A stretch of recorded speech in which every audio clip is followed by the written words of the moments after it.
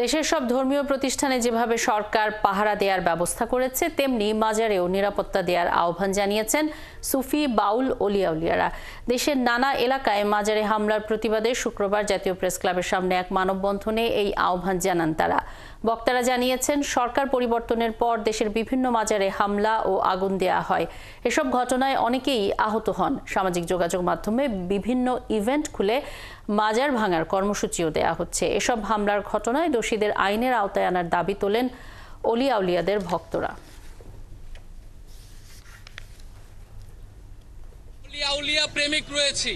আমাদের এ পর্যন্ত তথ্য মতে ৪৫টির উপরে মাজার দরগা খানকায় হামলা হয়েছে।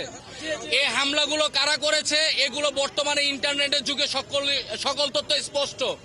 আপনারা অনত বিলম্বে যারা এই হত্যাকাণ্ডের সাথে এই হতাহতের সঙ্গে এই ভাঙচুরের সঙ্গে জড়িত রয়েছে, আপনারা অনত বিলম্বে তাদেরকে গ্রেফতার করে কঠোর আইনের আওতায় আনবেন।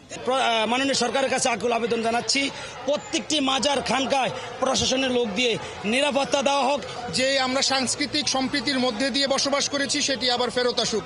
আমরা চাই না কোনোভাবেই সরাসরি প্রকাশ্যে ঘোষণা দিয়ে আমাদেরকে ভাঙচুর করা হবে। এটা কোনো সভ্য গণতান্ত্রিক দেশে হতে পারে না।